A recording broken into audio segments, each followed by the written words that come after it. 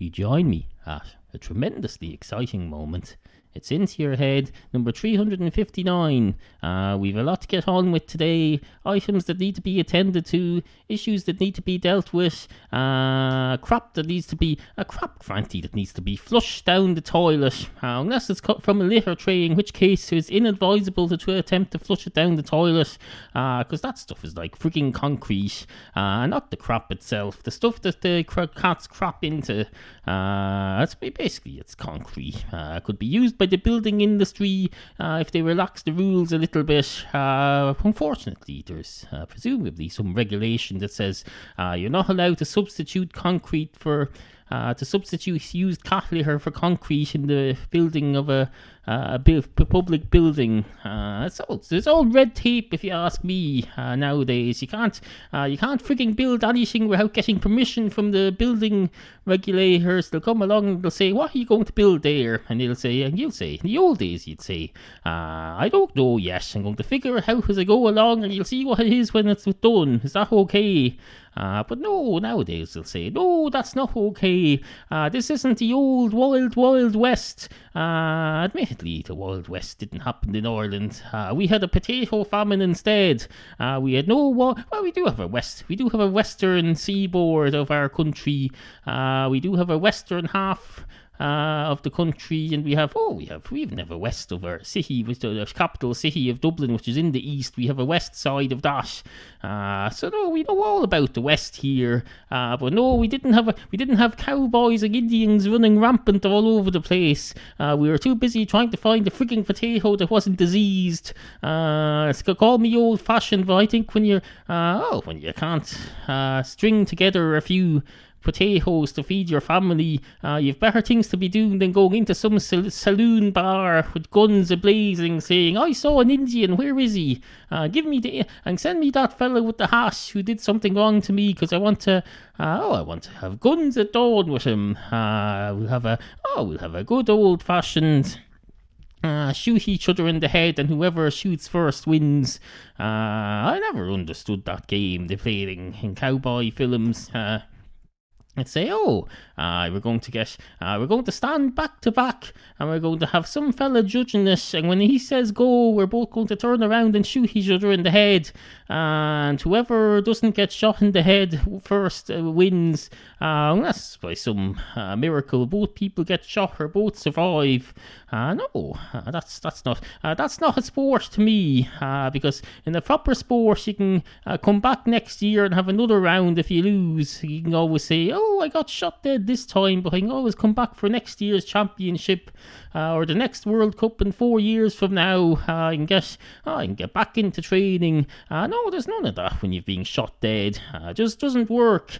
You can't come along and say, "Hello, I was shot down today. I was murdered in cold blood. But you're going to say, I'm going to come back here. I can tell you, I'm going to come back and get in the ring. Michael Carruth and what's his name, the other fella, Mike Tyson, they're going to be there, and I'm going to kill them both. I can tell you won't hear from them again for another few years. But no, until then, I'm just going to get back into training. I'm going to heal my wounds like Jesus did." That's what Jesus did. He sat up on the cross there, and he got nails jammed through his wrists and hands and stomach. But no, a couple of days later, he was fine. He still had some marks there, but that was by choice, just to show them off. So people could see what we'd done to him. But no, completely healed, alive and well, apart from being dead. Where were we? 4 minutes and 9 seconds. It's New Year's Eve. I don't know if I mentioned that. I've just had a tweet from Harvie Krumpet in Australia. He says, "Happy New Year," because he's in the new year now. They go by a different time system in Australia. This is a load of crap. I'm not doing this. This is bollocks. Hello. Welcome to part 2 of the Into Your Head New Year's Eve special. As you may have noticed, I decided to fade out the end of the previous segment. I didn't like the way it was going, but I just want to make clear that when I said this was bollocks, I wasn't referring to the fact that I wished a Happy New Year to Harvie Krumpet and he wished a Happy New Year to me. That wasn't bollocks. That was a perfectly satisfactory online interaction, and I have no problems or regrets about her whatsoever. It's absolutely fine. It doesn't matter either way, since that's not his real name. Harvie Krumpet is named after he's a persona, and he's named after a fella called Harvie Krumpet, who was the main character in an animated movie in Australia called Harvie Krumpet. It's basically about it's a story of a lunatic. It's an Australian version of your man with the dog who's on the BBC in those plasticine films that they make. What's his name? Your man. The animated fella who's played by your man out of Last of the Summer Wine, and who has something and something. Anyway, Harvie Krumpet, the character, is a bit like something and something, except he's fucking nuts.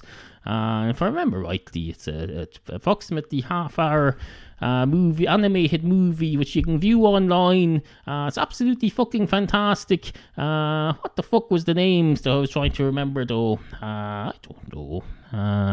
Your man out of Last of the Summer Wine plays the man, and someone else plays the dog.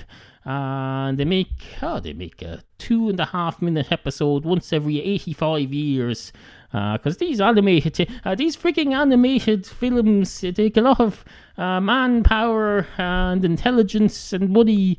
You can't just get a piece of plasticine and twist it and take photos of it every second. No, auntie, there's an awful lot more work involved in it than that. Now, I realise I'm talking absolute pure unmitigated bollocks, but I'm still trying to remember that name. I'm going to look her up now. Hold on a minute. Wallace and Gromit, that's what it is. I just remembered that as I was trying to think of what to search for, and then it occurred to me that the words Wallace and Gromit.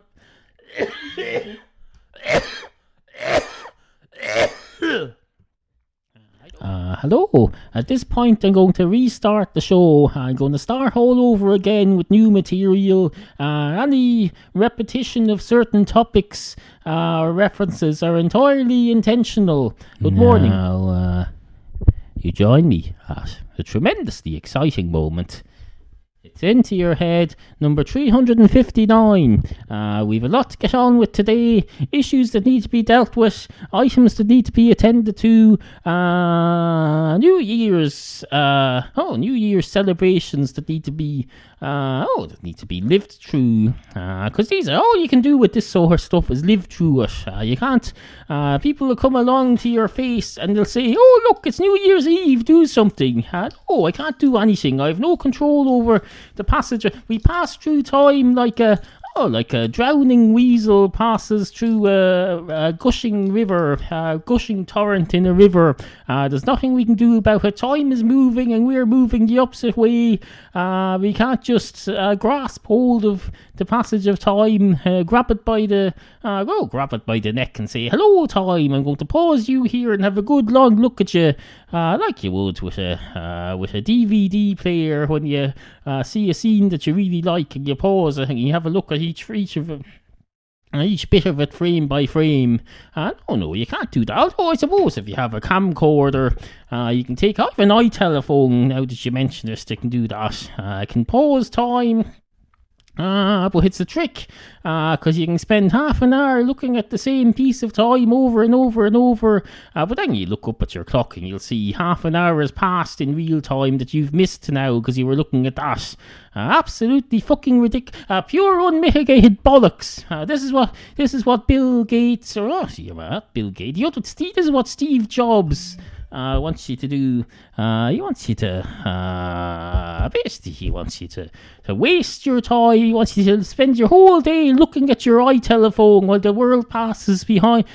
This is why you have to build these freaking apps where there's a camera. You can be looking at the screen and see what's behind the camera at the same time. Wherever, I forget what they're called now. But no, someone has to do that so you're not going around bumping into people while you're texting. It's called augmented reality. That's what it's called. It's absolutely fucking fantastic now that you mention it. I can be looking at Twitter and I can be seeing a picture of what's behind my phone through the camera, and it'll say, oh look, that fella lives over there to your right, and that fella lives over there just beyond the horizon. There's always freaking people. I've always wondered about this freaking horizon thing. I'm looking over there right now. I can't see the horizon because there's a hill in the way. Well, it seems to me that no matter where I go, no matter how far I go from I could go from this end of the country to the other, and I'll never figure out. I want to. So at some stage in my life be at a point where I'm not exactly halfway between the two horizons. That's what I want. Because otherwise, if you go out into space, you have a look, you'll see one side of the Earth, and it'll be all going round in a circle, and then you look beyond the horizon and all you see is space. Absolute bollocks. And then you go and have a look at it from the other side, you'll see maybe the half of the continent of Africa, maybe Brussels and Beijing and a few other places, but then you look beyond that and you just see empty space again. It's like some sort of trick that the cosmonauts are playing on us. The cosmonauts are not involved in this, and I'm not paranoid about the freaking Russian space exploration program. As far as I'm concerned, it was perfectly benign. They're just trying to freaking go to the moon. It's perfectly reasonable. When we do it, it's considered absolutely fucking fantastic. But if the Russians or the Chinese or some other country tries to do it, or some aliens try to do, if aliens did, I'd be even more impressed, because they're presumably they've a lot longer way to go to the moon than we have.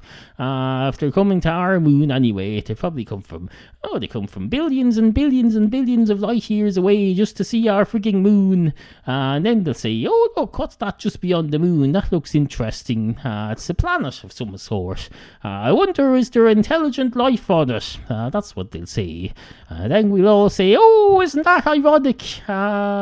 Intelligent life from another solar system coming over and wondering whether there's intelligent life on our planet. Crack some joke about the answer being no. It's fucking hilarious. We spend our whole lives putting ourselves down. If the aliens ever do turn up at this frigging planet, the first thing people will say, some gobshite will stand up and say, look, we're just a load of assholes. There's no point visiting us. We're all basically... we're a load of... I've got a hoarse throat. I don't know if it's obvious. I've had it for some time now. That's why... that's my excuse for not making very many podcasts recently. Also, the fact that it's been Christmas. I've been doing Christmassy things. I've been sitting here in my arse watching television and stuffing food down my greedy gullet like there's no tomorrow. It's absolutely fucking fantastic. In the past 5 minutes, I've had tweets from 2 different Australians wishing me a happy new year. Because this is New Year's Eve. But in Australia right now, apparently it's tomorrow already. It's tomorrow. This is the age when... this is the age when the time no longer matters on the internet. People can send messages back through time. It used to be in the old days, if you sent an email and you sent it to Australia, it had to go so fast that I caught up with time, so it would reach them the next day before I went out of date. But no, now Twitter, I just get these messages popping up on my iTelephone. Let's have a look at them now. Hold on a minute. We have one from Harvie Krumpet, stuff about Happy New Year, and then we have stuff from Ruben from Australia. Happy New Year, best New Year wishes to you gentlemen too, smiley face. He was addressing me and Harvie Krumpet. I think, to be perfectly honest, this was a bit presumptuous of both of them, because all I said was, Happy New Year to the 2 Australians who I know. I didn't say who they were, but they're just assuming assuming that they're the Australians that I know. I might not know them at all.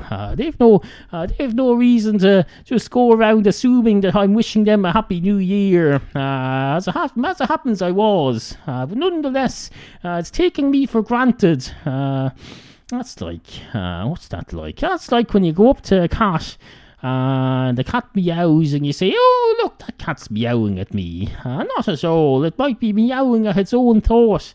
I might be having a nightmare or a daydream and it's meowing at an imaginary thing that's happening inside its mind. Or a real thing that's happening. There might be a real thing happening inside its mind. There might be some sort of an insect crawling around inside the cat's brain. And it might be meowing in discomfort or pleasure at that. I don't know. We always assume these things cause you discomfort or pain. But it might be pleasurable to have an insect going around in a certain part of your brain. If it stimulates the right places, it might be, as far as we know, for all we know, it could be absolutely fucking fantastic. The same with drugs. We always assume they're bad for you.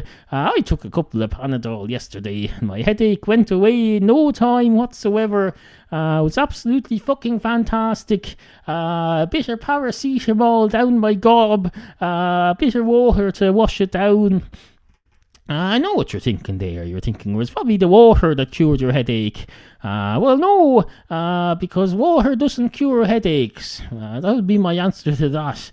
That's like if you take a placebo and then you open up the placebo and put some cocaine inside it, and then you swallow the placebo and then you die, and then you say, oh, that freaking placebo is dangerous. Those placebos are dangerous. You don't know what's going to be inside them. It's absolutely fucking disgusting. They should be banned. No more handing out placebos like they're sweets. Absolutely fucking disgraceful. Anyway, happy new year to all of you. Good morning. At studio@intoyourhead.com. Help support this free podcast. Go to intoyourhead.com/tipjar. Sit, Kofi, sit. Good cat. intoyourhead.com.